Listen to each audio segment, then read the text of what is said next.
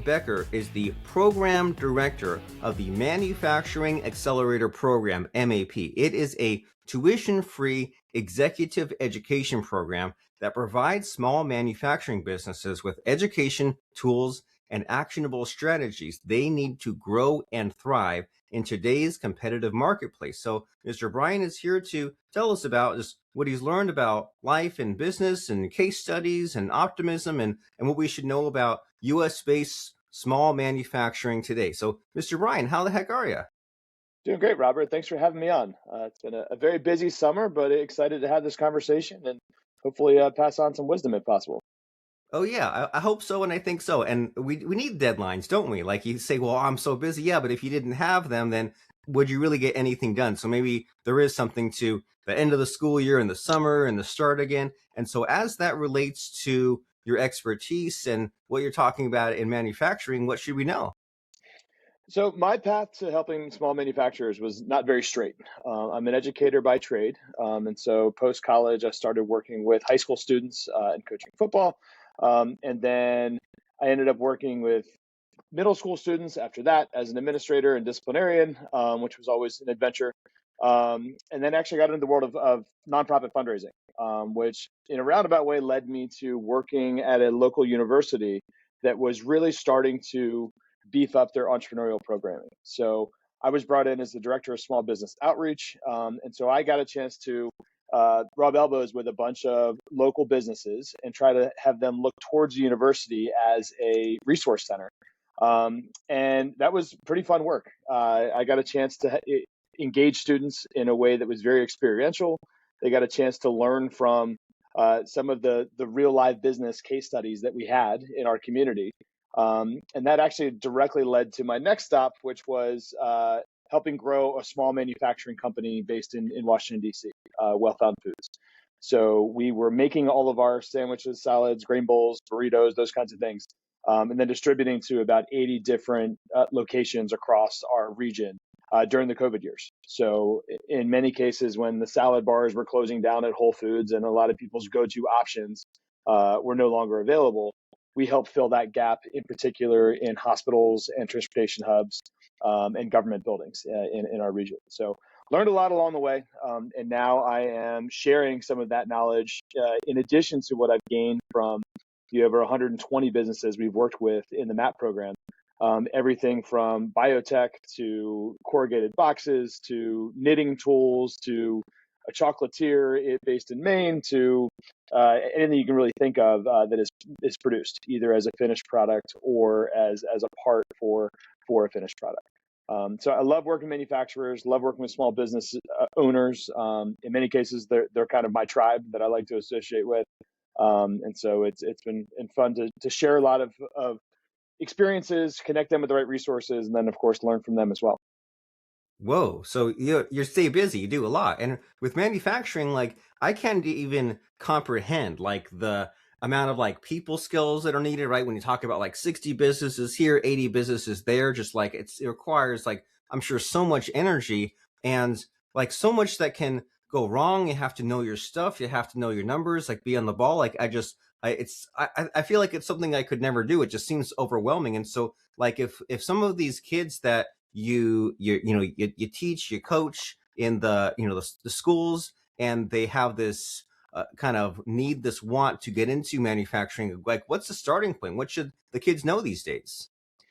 Well, I think that there's really two questions there, Robert. One is how can you engage business owners who have already had their own experiences, and in many cases, being a founder of a company, any company, but in particular manufacturing, can be very lonely. You don't have a peer group oftentimes of people who are going through similar challenges. Like, let's say you started your company in your garage or something like that, and then you had 5 employees, and now you have 25 employees. In many cases, the strategic conversations that need to happen in terms of where the business is going next, you're on an island. Unless you have a co-founder, and even then, you lack a diversity of perspectives while also having people that have similar experiences and similar uh, challenges that they faced. And so I think what our program does really well is connecting various business owners who might on the surface appears if they don't have a whole lot in common. But when it comes to running a business and some of the challenges that they're facing, there's so much commonality there. The breakout rooms have turned into some very robust discussions. And so we almost provide them different lenses given from the presenter of the week. And then they go into breakout rooms and they have side conversations where they can help each other. And so this is going to sound crazy, but a couple weeks ago, we had a business that specializes in feral pig trapping. And they have a couple of patents in which the traps themselves are proprietary. Ron was actually advising a company that is in a totally different industry based in Colorado. He's based in Arkansas. And they really had a lot of commonality. He had walked the walk. He had grown a business. He had grown his team in a way that was kind of transferable, that knowledge, to somebody who was doing something wildly different. So I think that's really kind of our secret sauce. And for me, whenever I'm serving as kind of the in-house coach for the program, it really is similar to teaching at the high school level or anywhere else I've been. It's the Socratic method. You ask the right questions, much like you're doing right now, and you let them kind of come to their own conclusions. I think that when business owners are asked to verbalize some of the challenges, there's a lot of clarity that takes place just in that exercise. And so I'm not an expert in everybody's business, but I've seen enough and I know enough to ask, I think, the right questions to hopefully lead them in the right direction. As far as the younger people and entering into the trades, it's a super hot topic right now. As the changes in higher education have taken place, and as the needs for US-based manufacturing has gotten a lot more attention over the last few years, the gap between the workforce development required to fill the jobs that these manufacturers are creating and the kind of interest level of young people age roughly 18 to 25, there's a massive gap there. So actually tonight's session in MAP, we are bringing in some workforce development experts to help guide us and talk about best practices, what's working where, how can you maybe even brand an opportunity slightly differently. Maybe it's a STEM challenge, or maybe it's robotics, or maybe it's complex problem solving, or even like Lego or whatever, to attract some of the talent that could be the next generation of engineers and plant managers. Because the job description as it reads today is a whole lot different than it was 5 years ago, which again is different than it'll read 5 years from now. So I think that's the challenge that a lot of our participants are really struggling with. We're hoping to provide some insights tonight.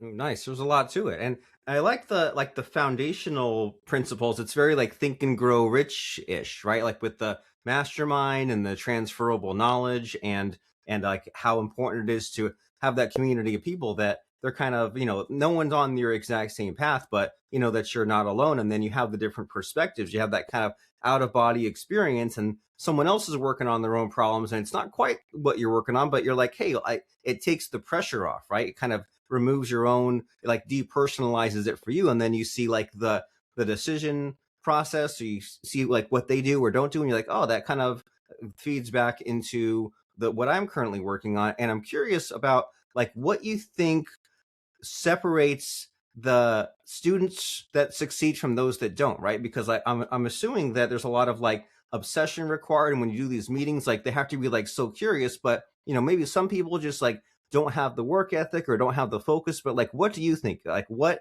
is required and what do we maybe stay away from if we want to succeed in manufacturing? I think you hit the nail on the head. I think it's focus and I think it's execution. In many cases, what we present as potential paths towards solutions are just that. They're potential paths towards solutions. I think that business owners oftentimes can fall into the trap of worrying about everything else except for the strategic growth of the business. And that might have been appropriate when they started out or to a certain level of both revenue and headcount. But really, as they begin to properly delegate and extract themselves from the day-to-day operations of the business, which is really what they all should be doing, not only for their sanity, but for the sake of the business, it's establishing a level of focus that will allow them the actionable steps to get where they want to go. So one exercise that I recommend for all of the businesses that I work with is to do what's called future casting, in which they imagine a world 5 years from now in which everything is exactly how they would want it to be with as it relates to the business. The smoothness with which the operations run, the predictability of the revenue, the strength of the team that's been assembled. Imagine a 72-degree day that's sunny and low humidity, and everything is just perfect. Okay, it can be aspirational, and it should be. Then try to figure out what can you do between now and that perfect scenario that will help move the needle and get you there. So, a lot of times it's businesses that might have the latent capacity to do more and sell more, but they haven't really invested in sales and marketing. Okay, that's one version of the story that's going to require the allocation of resources and strategy and execution. You might have in the same cohort a business that has the absolute opposite problem. They are selling hand over fist and they're having a hard time fulfilling the orders. Or they're looking at maybe some more enterprise clients that might have, add a zero to their monthly units that they need to produce, but they can't actually commit to that without building out the infrastructure that can service that contract. So for owner number one, they need to really focus on sales, marketing strategies, and how to execute that. They need to be focused on it. And for business number two, they need to really focus on capacity building. Maybe it's even a new canning line or something like that, or a new facility, or hiring more people, whatever the case might be, acquiring more raw materials that will allow them to produce more goods. But I think that your average business owner wakes up, they look at the list of things that came in overnight in terms of deliveries that were missed, or products that were returned, or whoever's out on PTO that week, and they get so bogged down in trying to do everything that they can't really objectively look at what is the best path forward for us to get closer towards that ideal scenario for the business. Oh, nice. So to me, that is putting your imagination to good use, right? And reframing problems as the small micro steps that will get you there, right? And so I imagine most people don't do this, right? Like if they do use their imagination, it's for just like going off on this path and that path, and you say, well, hey, instead of all that, you say, hey, 10 years in the future, what do you want everything to be like? And then you reverse engineer your way back there. So then when you do have those headaches that you mentioned, or you do have like the proper amount of worry, or you say you need to focus on this, not that, then that is just like, as you say, moving the needle and getting you towards what that ideal dream 10 years in the future could be. And you also touched a little bit about that whole, like, removing yourself from the business. And that's like such a cliche, right? Such a big problem. And there's so much embedded into that with like the ego and the fear of like handing things off, and just the kind of the problems of like systematizing and documenting and debugging, because you say, well, I'm so busy already, even just like staying afloat, staying alive, how the heck am I going to pile on getting other people trained and other people like replacing this? And so what's your take on that? Just because like we know it has to happen, right? For your business to grow, you have to get like other people involved and give up some of the control, but it can be just like so difficult for like 62 different reasons. So how can this kind of like cliche of a problem be solved, of like handing off the task to other people? So there's a few ways to approach it. Much in the same way, if I'm sitting in a classroom setting, I might have a wide variety of learners in the classroom, and I have to tell the same story three different ways so they all get the picture. Some frameworks resonate more with some business owners as opposed to others. So one that's very simple is to look at your list of daily tasks and divide them into three basic categories: things only I can do, things I can do but I can delegate, and things that I should only do on my worst day. So when I was chief operating officer of Well Found Foods, there were certain things that I just probably shouldn't do. I could, but I shouldn't. I shouldn't be traveling around and doing site visits and any kind of like preventative maintenance on vending machines and that kind of stuff. My time was better spent elsewhere. But, push comes to shove, it's a random Thursday, two people call out, one of the trucks gets into an accident, whatever, things happen. Then, okay, I can step in there if necessary. But it shouldn't be the regular cadence of tasks to be completed that really anybody else can do this. It shouldn't be me. In that middle area, that's where I think a lot of our business owners can experience real action items and immediate impact. Who do I have on my team that can take some of this stuff over? So, like, let's say that you are the founder of a company, you're still very involved in the sales process. And even though you have an account manager of your biggest client assigned to your biggest client, if there's an issue, they call you and not the account manager. In some ways, you can invest in your own time by properly handing off that client and not making it seem as if you are still available as the account manager. So and that kind of middle category, I think, is where a lot of hiring and maybe reallocation can take place. And then there are other things that only you can do. And at the very top of that list is the strategic direction of the business. If you use the analogy of a ship, there's only one captain who has to make those kinds of decisions. The captain shouldn't be like trimming sails and 30 feet up in the air on a mast. It doesn't make any sense. They have, but they should have people to do that for them. Otherwise, no one's going to be steering the ship. Right. And another kind of analogy or framework that we've used in the past, which I really like, is from Professor Linda Applegate at Harvard Business School, who was on our advisory board when we put our program together and everything else. And she actually, in a World Cup year, a lot of people watched some soccer this past summer. It's basically dividing the field into thirds. And early days of a business, you are really spending much of your time in the defensive zone.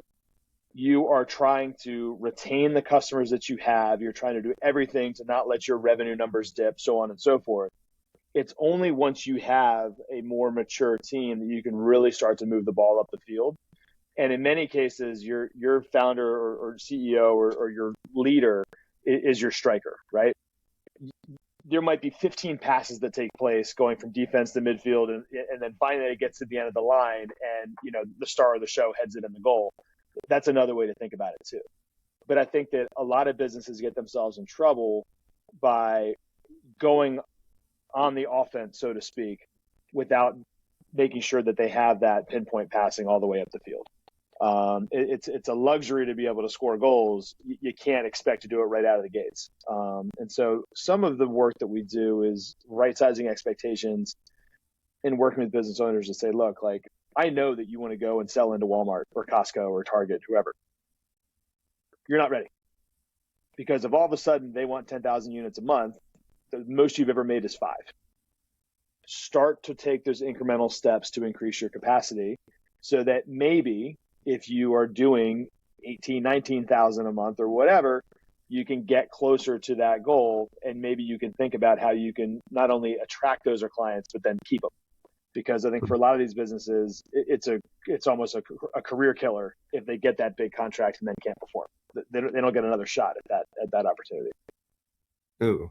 So you've seen a few things, right? You've been around the block here. And my imagination is going all kinds of cool ways. Like you have like a simplified Eisenhower square, basically, of like kind of sorting out your tasks. So that way you shrink those issues and it's kind of easier to manage. And then the sports analogy is cool to think about, like a kind of like a SWOT analysis, right? Like you have a collection of like goals, and like that really dictates of like, well, we want to, hang on to this and not lose that and increase that. And it's like, well, you say, if your goal is this, well, your stats are not where they need to be. You kind of change that number. And so it's just so cool to experience a little bit of how your mind works with the kind of like understanding the problem so well. And that's combined with like seeing so much. And there seems to be a lot of like the peopling skills involved, right? When you mention about how, well, getting these kids learn, you have to tell 3 different stories, different perspectives, just to say the one thing, or to just kind of get the expectation set maybe a few different times and say, well, hey, here's how the lines of communication could work. And I think that I love your analogy of the captain, right? Because I think we've all been there of like, oh, I could run things, but I can also do this. Yeah, but if you take your eye off of things, then you'll mess up both, right? Or you'll kind of mess up the important thing while you're doing off something that someone else can do. So there's so much that is in this, and I'm sure we could talk about all kinds of fun subjects, but you're the star of the show, Mr. Brian Becker. So do you think in this conversation we're having about manufacturing, business, mindset, success, all this stuff, do you think there might be a missing question that I should be asking you, I just don't know what to ask you? I think that for most business owners, they need to invest in themselves. And I think that I was actually reading a blog post recently that somebody wrote that the sooner they can understand that no one is coming to save them, the better off they're going to be.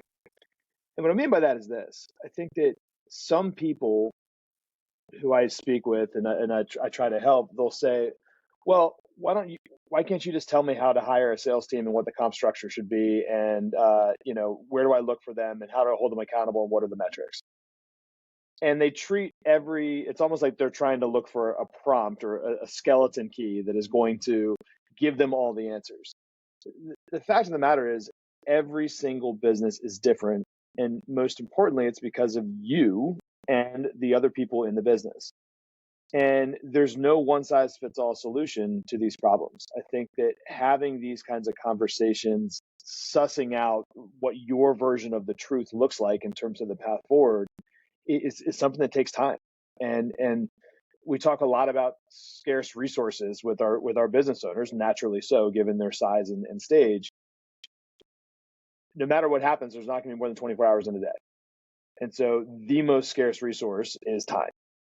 And I think that for a lot of business owners, they look at programs like ours, even though they are cost-free, they're not cost-free because they still have to show up on Wednesday night for 2 hours and be attentive.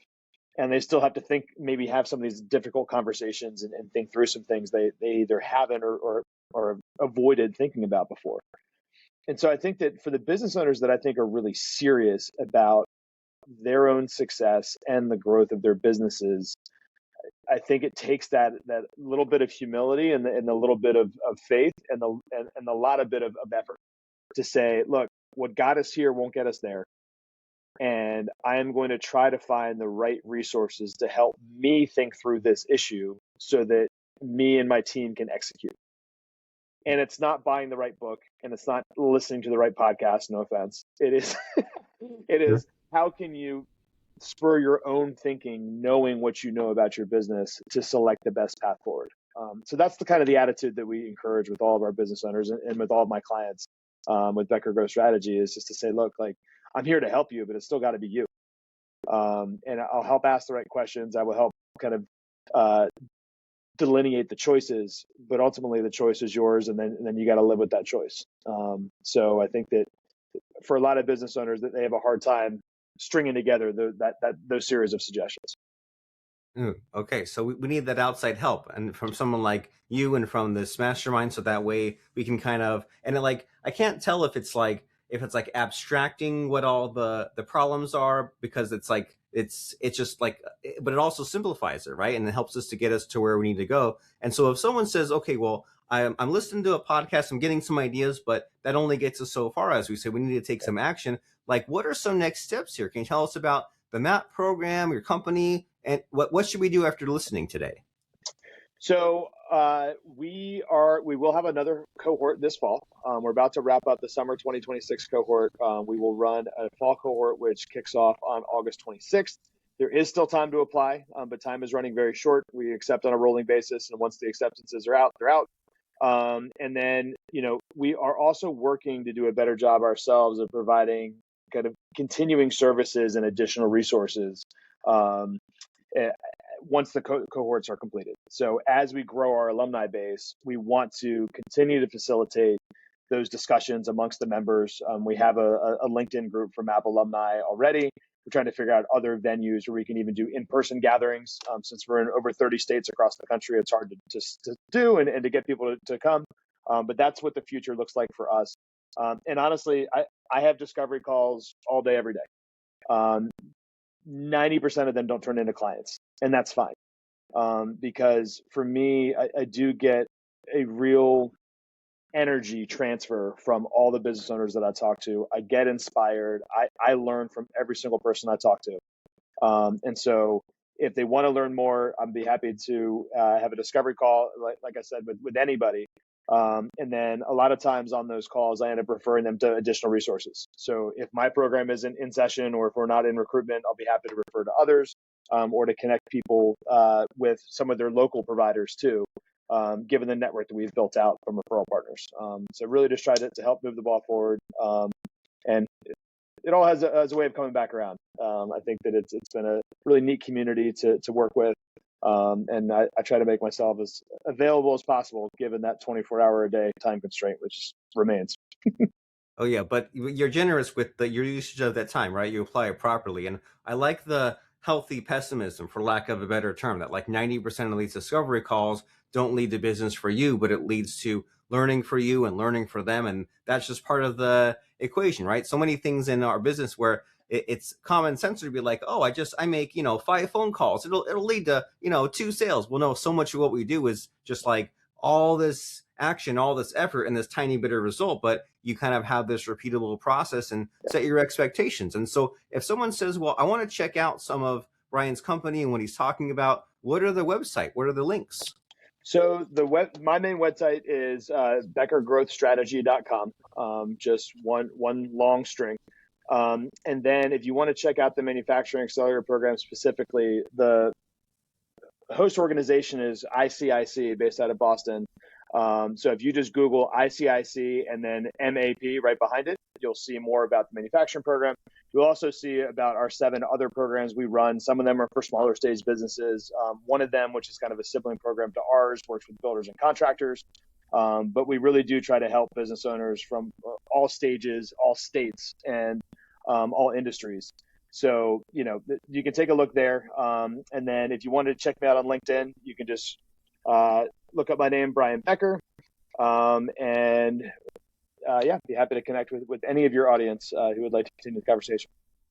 Very amazing. Well, and we'll have all those links under the podcast through Mr. Brian Becker, Connector, Program Director, Executive Coach, website beckergrowthstrategy.com. And Mr. Brian Becker has over 12 years of experience breaking down and rebuilding existing programs and processes across different industries. And he lives by that mantra, what got us here will not get us there. And then we said, if you will have a link to the Manufacturing Accelerator Program, but if you're just listening, you Google ICIC MAP, and you can find out about that Manufacturing Accelerator Program, MAP. They are a national virtual executive education program that provides small manufacturing businesses with the education, tools, and actionable strategies they need to grow and thrive in today's competitive marketplace. So you can go to that website and find out about the current cohort or the next cohort. It's amazing that it's fully virtual, so that way if you say, oh, I'm not in a Maryland area, it's not an excuse. You can still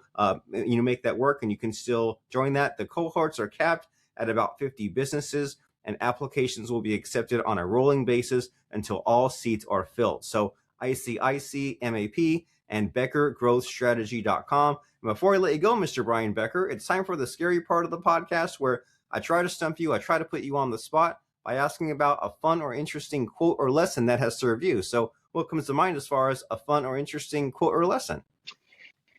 So I actually have a background in sports. I played football all the way through college. And I had a couple of quotes that really resonate with me from that part of my life. I had a coach in college, Gavin Colleton, who used to go in between our stretching lines when it's 6 o'clock in the morning in August and it's 95 degrees and 95% humidity and everything else.